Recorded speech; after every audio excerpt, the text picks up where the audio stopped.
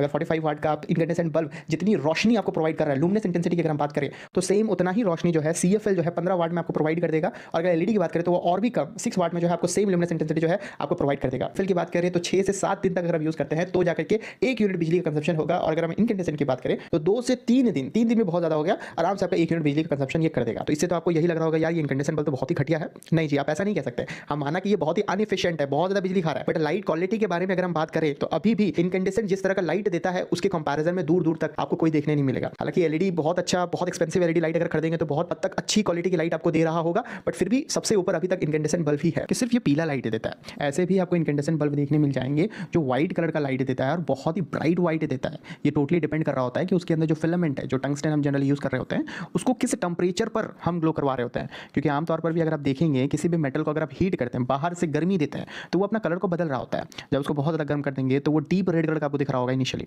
फिर और भी ज़्यादा अगर उसको गर्मी देते हैं, और भी ज़्यादा टेम्परेचर को इंक्रीज करते हैं तो वो ऑरेंज कलर का दिखने लगेगा, और भी ज़्यादा हीट देते हैं, और भी ज़्यादा उसका टेम्परेचर को राइज करते हैं तो वो येलो दिखने लगेगा, और भी ज़्यादा टेम्परेचर को इंक्रीज करेंगे तो फिर येलो से फिर वो व्हाइट देखने लगता है, और उससे भी ज़्यादा अगर आप टेम्परेचर इंक्रीज कर लेते हैं फिर वो ब्लू दिखता है, और ब्लू तक जाते जाते ज़्यादातर जितना भी मेटल है वो मेल्ट कर जाता है आपका। तो यहाँ भी हम टंगस्टन यूज़ कर रहे होते हैं जो कि एक मेटल होता है, तो इसे भी हम हीट करते हैं और ये अपना कलर बदलता है। तो यहाँ पे हम कैसे हीट कर रहे होते हैं, यहाँ पे हम इलेक्ट्रिसिटी की मदद से कर रहे होते हैं, जो I²R×T, उसी हीट से जो है ये गर्म हो रहा होता है, ये अपना कलर बदल रहा होता है। तो यहाँ भी ऐसा ही है कि अगर 2700 से 3000 केल्विन के आसपास अगर ये हीट होता है, टेम्परेचर इसका जाता है, तो इस समय जो है वो येलोश कलर आपका देगा, और उससे ज़्यादा अगर आप हीट करते हैं तो वो व्हाइट कलर आपका देना स्टार्ट करता है। हीट महसूस नहीं होगा, पर दूसरी तरफ इनकैंडेसेंट बल्ब को अगर थोड़ा देर बाद आप टच करेंगे तो आपका हाथ जल जाएगा, इतना ज़्यादा गर्म हो जाता है। तो इफिशिएंसी तो हमें समझ में आता है, पर हम लाइट क्वालिटी के बारे में बात कर रहे थे। तो देखिए ये वाला ग्राफ देखेंगे तो ये कितना स्मूथ है, यहाँ पे थोड़ा भी स्पाइक आपको देखने नहीं मिल रहा है। बट अगर आप CFL का ग्राफ देखते हैं तो यहाँ पे देखिए कितना ज़्यादा स्पाइक है, मतलब अचानक से बढ़ गया, घट गया। तो इससे आपको क्या समझ में आता है, एकदम डायरेक्ट आपको बताते हैं मुद्दे की बात। तो इससे आपको ये समझ में आता है ना कि अगर CFL लाइट अगर आप यूज़ कर रहे हैं तो वो जो लाइट दे रहा है वो यूनिफॉर्म डिस्ट्रीब्यूट नहीं होता आपके सर्फेस पे।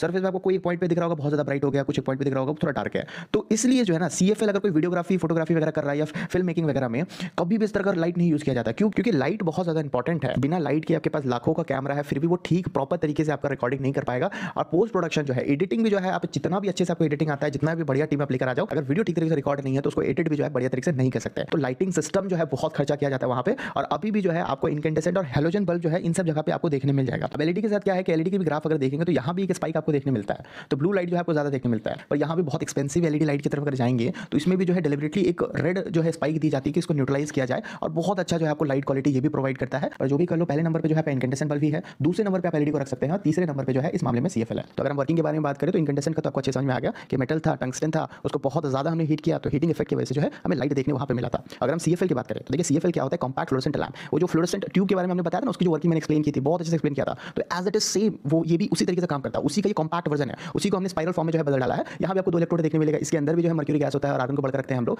और जब भी हम इसको एक्साइट करते हैं इसके दोनों टर्मिनल को, तो इलेक्ट्रॉन जो है आपका एक टर्मिनल से निकल के दूसरे इलेक्ट्रोड तक जाता है।